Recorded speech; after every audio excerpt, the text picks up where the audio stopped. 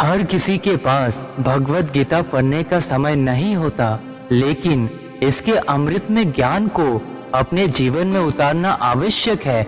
गीता सिर्फ एक ग्रंथ नहीं, बल्कि जीवन को सही दिशा दिखाने वाला मार्गदर्शक भी है।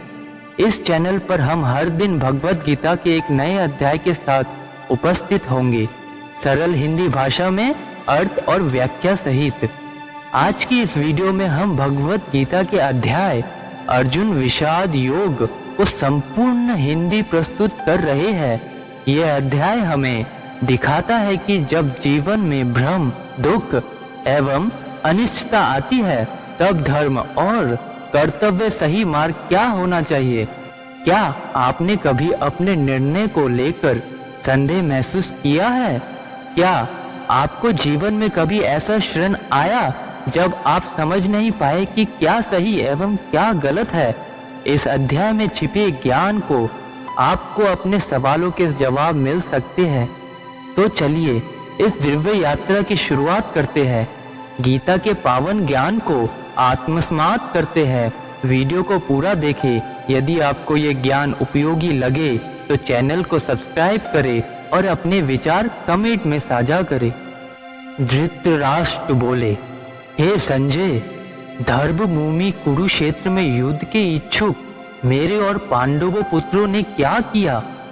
महाभारत की युद्ध की शुरुआत में अंधे राजा धृतराष्ट्र संजय से पूछते हैं कि कुरुक्षेत्र में उनके पुत्र कौरव और पांडवों ने क्या किया।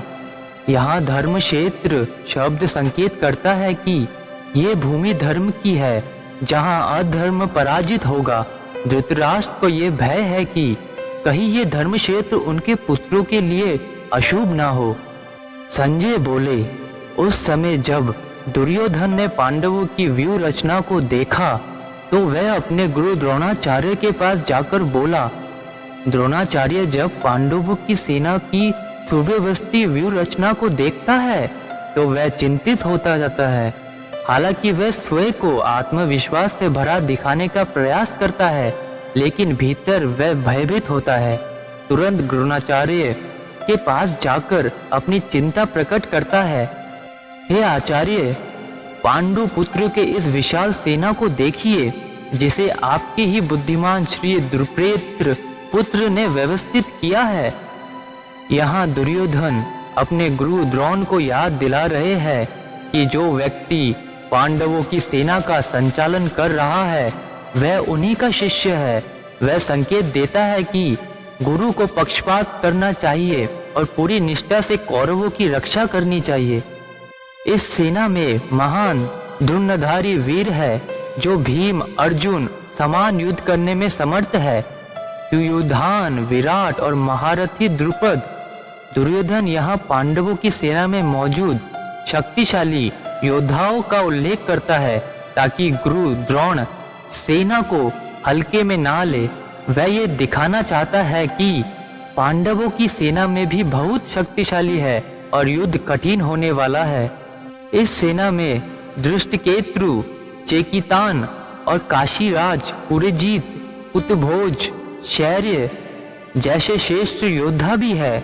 दुर्योधन यहाँ पांडवों की ओर से लड़ने वाले अन्य शक्तिशाली योद्धाओं का नाम ले रहे हैं, जिससे ये स्पष्ट होता है कि पांडवों की सेना में अनेक वीर योद्धा है। ये सब सुनकर गुरु द्रोण भी गंभीर हो जाते हैं। युद्ध में पराक्रमी युद्धामन्यु, वीर्यवान उत्तमौजा, महाबली अभिमन्यु और महान योद्धा शंख भी सेना में है। दुर्योधन पांडवों की सेना की शक्ति को दर्शाने की अधिक से अधिक गिना रहे हैं। वह गुरु द्रोण को सचेत कर रहा है कि पांडवों के पास केवल भीम अर्जुन ही नहीं, बल्कि अन्य महान योद्धा भी है जो युद्ध में भारी पड़ सकते हैं। हे द्विजोतम आचार्य, आप मेरी सेना जो प्रमुख योद्धा है उन्हें आप सुनिए। मैं आपको अपनी सेना के मुख्य सेनापतियों के बारे में बता रहा हूँ। दुर्योधन पांडवों की सेना के शक्तिशाली योद्धाओं की चर्चा करने के बाद अब अपनी सेना के श्रेष्ठ योद्धा की चर्चा करता है। वह गुरु द्रोण को आश्वस्त करता है कि उनकी सेना भी किसी से कम नहीं। इस सेना में स्वयं पितामह भीष्म, कर्ण, संग्राम में विजय कृपाचार्य, अर्थथामा, विक्रम एवं सोमदत्त भी है। दुर्योधन अपनी सेना के प्रमुख योद्धाओं का नाम लेता है। यहाँ भीष्म और द्रोण सबसे महत्वपूर्ण है क्योंकि वह अद्वितीय योद्धा के साथ है। साथ वह कर्ण का नाम भी लेता है जो अर्जुन का मुख्य प्रतिद्वंदी था। इसके अलावा और भी कई शूरवीर है जो मेरे लिए अपने प्राणों की आहुति देने के लिए तैयार है। वह सभी विभिन्न प्रकार के शस्त्र प्रयोग में निपुण है और योद्धा की कला में निपुण है। दुर्योधन ये दिखाने की कोशिश कर रहा है कि उसकी सेना के योद्धा पांडवों के योद्धाओं से किसी भी प्रकार कम नहीं है। वह ये बताना चाहते हैं कि उसके योद्धा अत्यंत समर्पित और निस्वार्थ रूप से लड़ने के लिए तैयार है।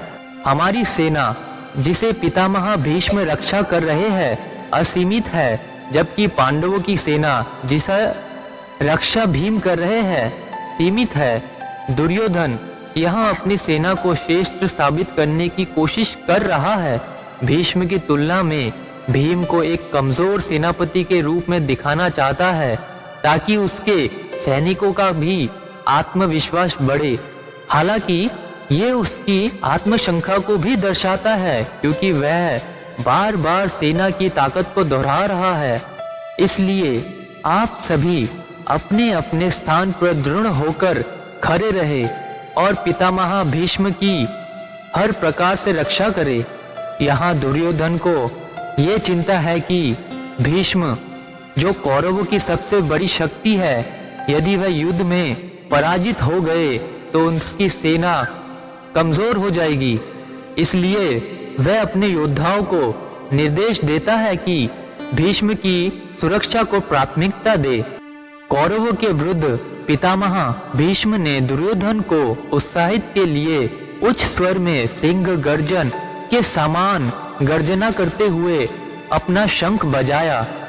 भीष्म जो कौरव के सेना के प्रधान सेनापति है, दुर्योधन की चिंता को समझते हैं और उसके आत्मविश्वास देने के लिए जोर से शंख ध्वनि करते हैं। ये शंखनाद युद्ध की आधिकारिक शुरुआत का संकेत भी है। इसके बाद एक साथ ही शंख, भेरी, पांडव, आनक और गोमुख जोर जोर से बजने लगे, जिससे अत्यंत भयंकर ध्वनि उत्पन्न हुई। भीष्म के शंखनाद के बाद युद्ध के लिए तैयार अन्य योद्धाओं ने भी अपने अपने वाद्ययंत्र बजाए, जिससे पूरा वातावरण गूंज उठा।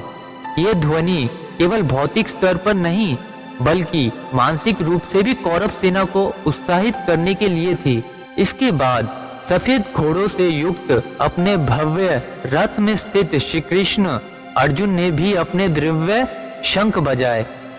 भीष्म और कौरव सेना के शंखनाद के बाद श्री कृष्ण और अर्जुन भी अपने अपने दिव्य शंख बजाते हैं।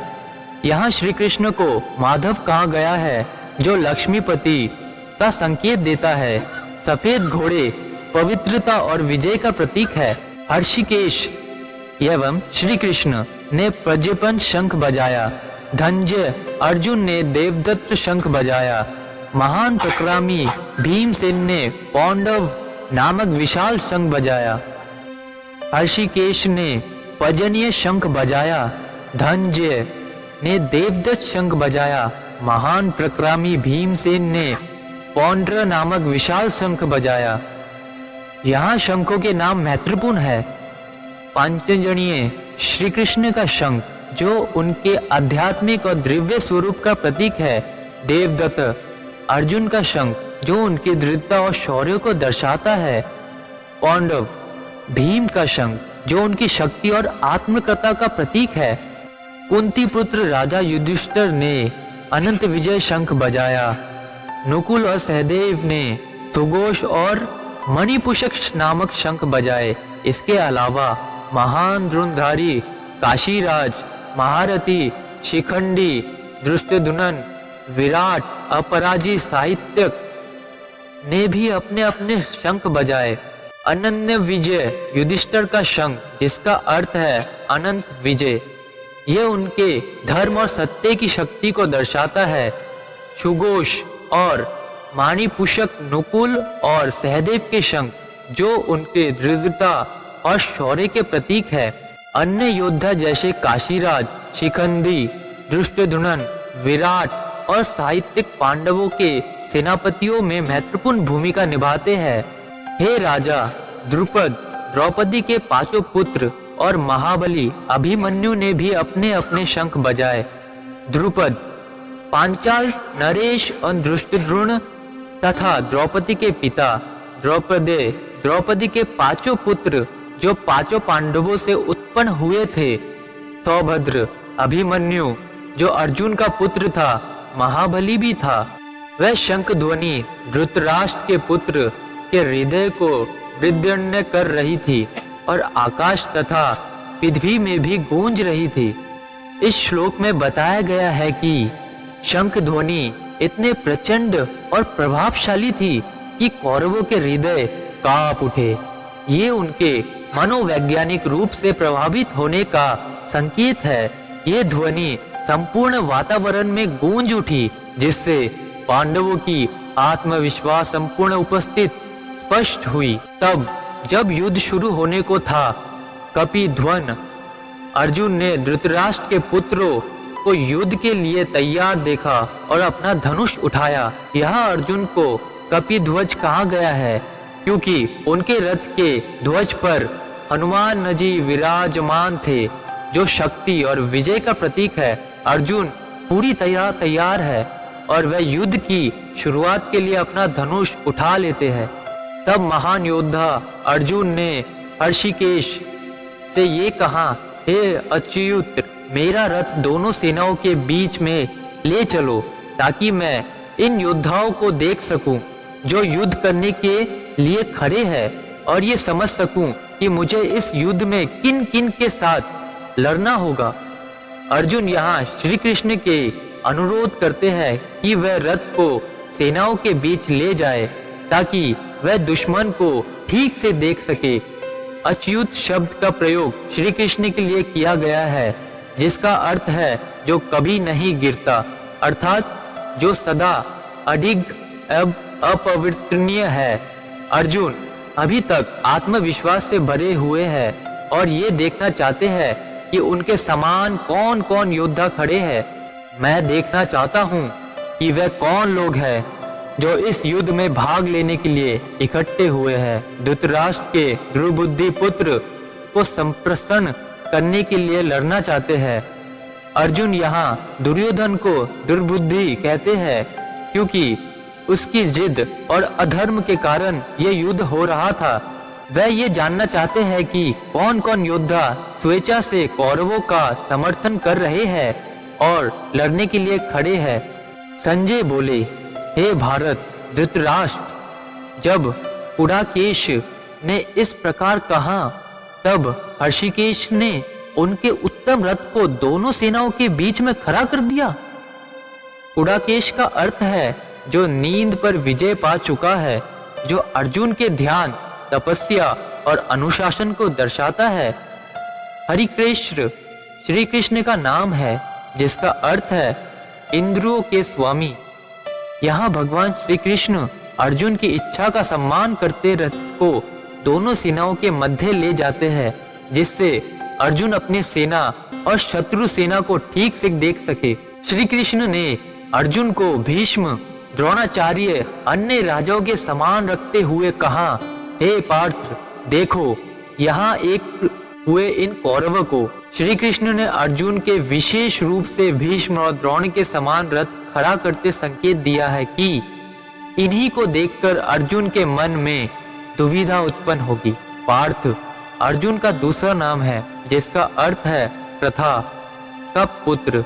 श्री कृष्ण यहाँ अर्जुन को अपने कर्तव्य का स्मरण कराते हुए उन्हें युद्ध क्षेत्र का वास्तविक परिदृश्य दिखा रहे हैं। वहां अर्जुन ने खड़े हुए देखा अपने पिताओं को, पितामहों को, आचार्यों को, मामा को, भाइयों को पुत्रों को, पात्रों को और मित्रों को। अर्जुन ने युद्ध भूमि में न केवल शत्रुओं को देखा बल्कि अपने परिवार ही के सदस्यों को भी देखा। ये दृश्य अर्जुन को मानसिक रूप से विचलित करने वाला था, क्योंकि वहां वह उन्हीं लोगों से युद्ध करने जा रहे थे जिन्हें वह जीवन भर सम्मान और प्रेम देते आए थे। अर्जुन ने दोनों पक्षों में खड़े हुए अपने ससुर और अपने प्रिय संबंधियों को भी देखा। उन सभी को युद्ध के लिए तैयार देखकर अर्जुन अत्यंत दयनीय और स्थिति में आ गए। यहाँ शवशुर का उल्लेख दर्शाता है कि युद्ध में अर्जुन के ससुराल पक्ष के लोग भी शामिल थे। समीक्ष्य शब्द बताता है कि अर्जुन ने इन सबको केवल देखा ही नहीं बल्कि गहराई से विचार किया। कौंडिन्य अर्जुन का नाम है जो उनकी माता कुंती के नाम पर रखा गया है और ये नाम यहाँ भावनात्मक दृष्टिकोण से प्रयुक्त हुआ है। करुणा से अत्यंत व्याकुल होकर दुखी मन से अर्जुन ने कहा, हे कृष्ण, इन अपने स्वजनों को युद्ध के लिए तैयार देखकर मेरा मन व्यवस्थित हो रहा है। यहाँ अर्जुन के मनोवैज्ञानिक संघर्ष की शुरुआत है। कृपया पर्याविष्ट का अर्थ है कि अर्जुन पूरी तरह करुणा से भर गए। वह युद्ध में होने वाली भयानक हानि को देखकर विचलित हो गए। यहाँ से अर्जुन का विषाद बढ़ने लगा है, जो आगे जाकर उनके युद्ध लड़ने की इच्छा को प्रभावित करता है।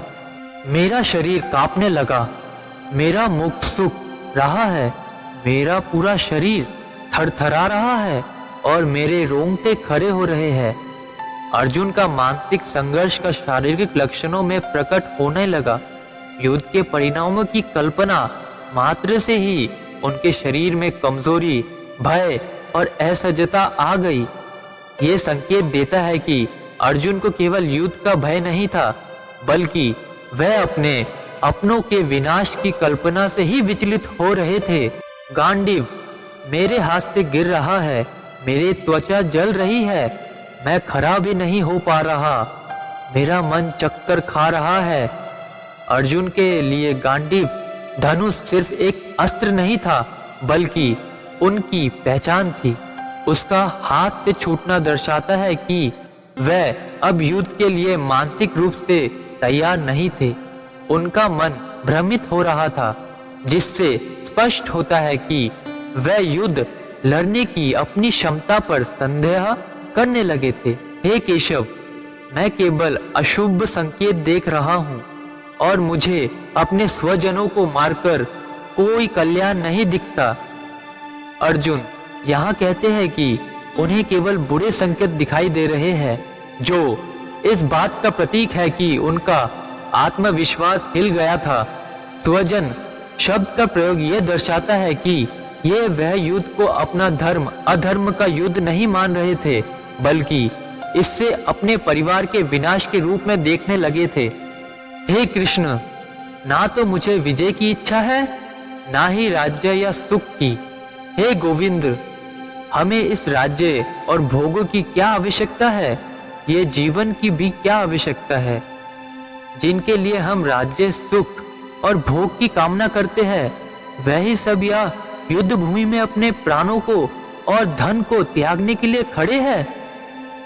अर्जुन यहाँ पूरी तरह से निराशा में डूब चुके हैं। वे अब राज्य, धन, सुख कोई लालसा नहीं रखते। वे ये महसूस कर रहे हैं कि यदि उनके पास अपने ही लोग इस युद्ध में समाप्त हो जाएंगे तो राज्य प्राप्त करके भी उनको क्या सुख नहीं मिलेगा। यहाँ मेरे आचार्य, पिता, पुत्र, पितामह, मामा, ससुर, पौत्र, साले और अन्य संबंधी खड़े हैं। अर्जुन अपने परिवार के सभी सदस्यों को युद्ध भूमि में देखकर अत्यधिक भावुक हो गए। उनका मोह और करुणा इस स्तर पर बढ़ गया है कि वे युद्ध करने की इच्छा ही खो बैठे।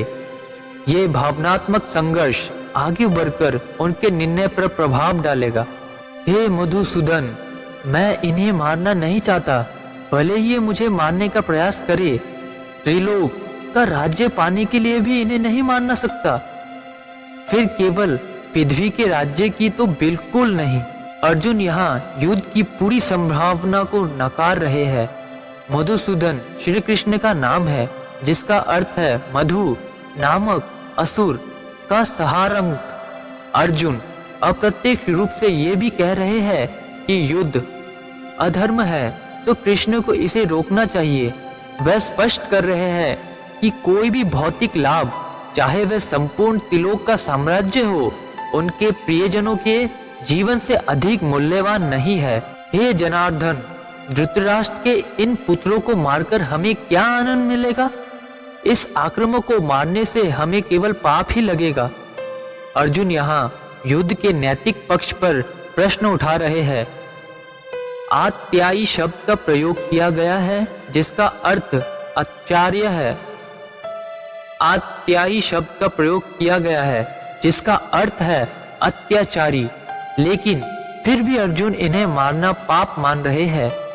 वह युद्ध को धर्म की दृष्टि से ना देखकर भावनात्मक रूप से देख रहे हैं, जिससे वह निर्णय लेने में असमर्थ हो रहे हैं। इसलिए हमें अपने स्वजनों धृतराष्ट्र के पुत्र को मारना उचित नहीं है। हे माधव, अपने ही बंधुओं को मारकर हम सुख कैसे प्राप्त कर सकते हैं? यद्यपि ये लोभ के कारण बुद्धिहीन हो चुके हैं और इन्हें कुल विनाश और मित्रद्रोह के पाप का ज्ञान नहीं, फिर भी हम तो इन्हें समझाना चाहिए। यद्यपि लोभ के कारण बुद्धिहीन हो चुके हैं, इन्हें कुल के विनाश और मित्रद्रोह के पाप का ज्ञान नहीं है, फिर भी हमें तो इसे समझाना चाहिए। अर्जुन यहाँ युद्ध का विरोध कर रहे हैं और इसे कुल के नाश से जोड़ रहे हैं। वह ये भी मानते हैं कि कौरव लोभ के कारण अधर्म के मार्ग पर चल रहे हैं, लेकिन पांडवों को ऐसा नहीं करना चाहिए। यहाँ माधव शब्द श्री कृष्ण के लिए प्रयोग हुआ है, जिसका अर्थ है लक्ष्मपति, जो धर्म और समृद्धि का प्रतीक है। कुल के नाश से कुल धर्म नष्ट हो जाते हैं, और जब धर्म नष्ट हो जाता है तो संपूर्ण कुल में अधर्म फैल जाता है।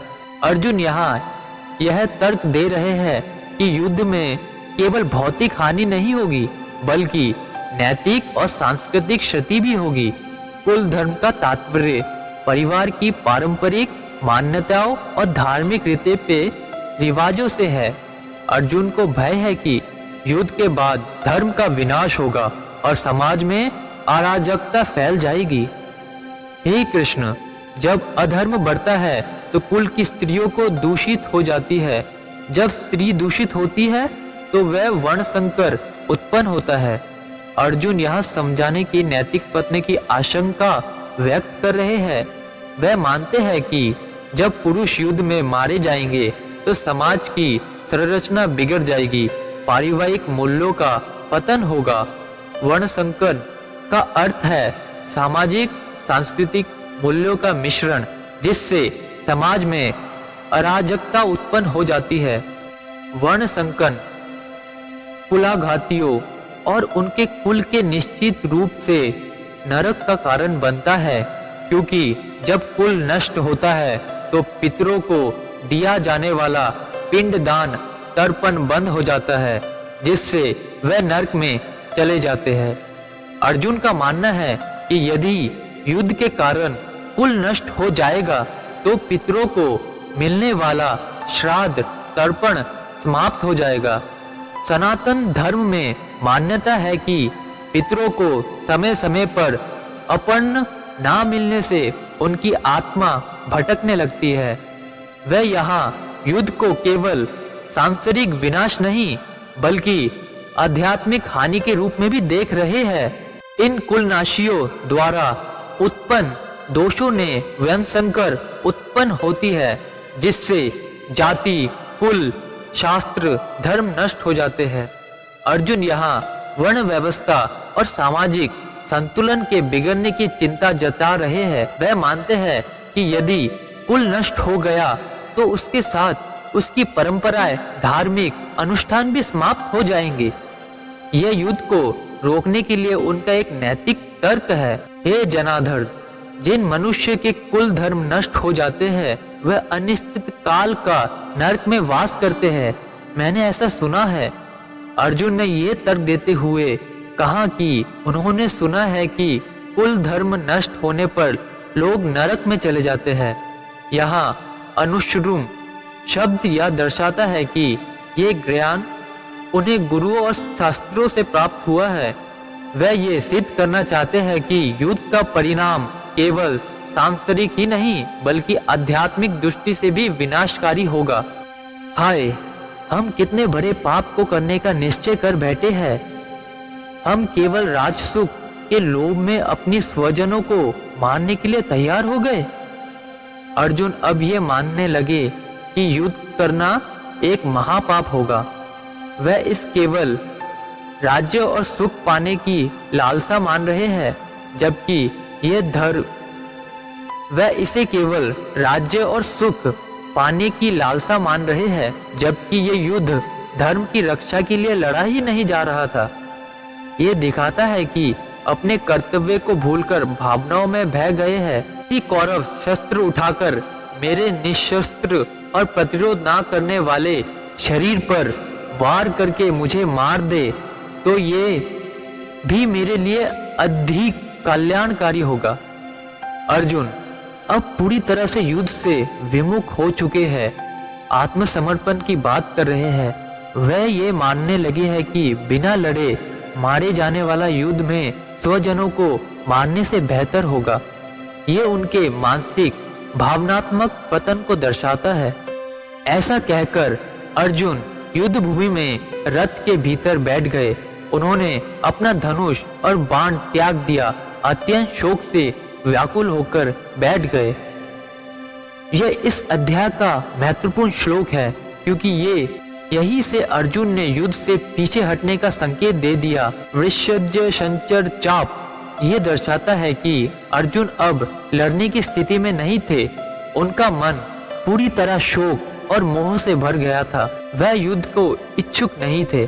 तो आज के इस अध्याय में हमने जाना कि अर्जुन का विषाद केवल उनका ही नहीं बल्कि हर व्यक्ति के जीवन का एक हिस्सा है। लेकिन इस भ्रम की स्थिति से बाहर निकलने का मार्ग गीता स्वयं दिखाती है। क्या आपको भी कभी जीवन में ऐसे निर्णय का सामना करना पड़ा है जब सही और गलत के बीच का भेद मिटने लगा हो? कमेंट में हमें जरूर बताइए कि इस अध्याय से आपको क्या सीखने को मिला। ये तो सिर्फ शुरुआत थी। अगले अध्याय में श्री कृष्ण अर्जुन को ज्ञान और कर्म का रहस्य में समझाएंगे। इसे मिस ना करें। अगर ये ज्ञान आपको उपयोगी लगा हो तो इस वीडियो को लाइक करें और चैनल को सब्सक्राइब करें और दिव्य संदेश को ज्यादा से ज्यादा लोगों तक पहुंचाने के लिए शेयर करें। भगवत गीता का ज्ञान हम सभी के जीवन को प्रकाशम करे। फिर मिलते हैं अगले अध्याय के साथ। जय श्री कृष्ण।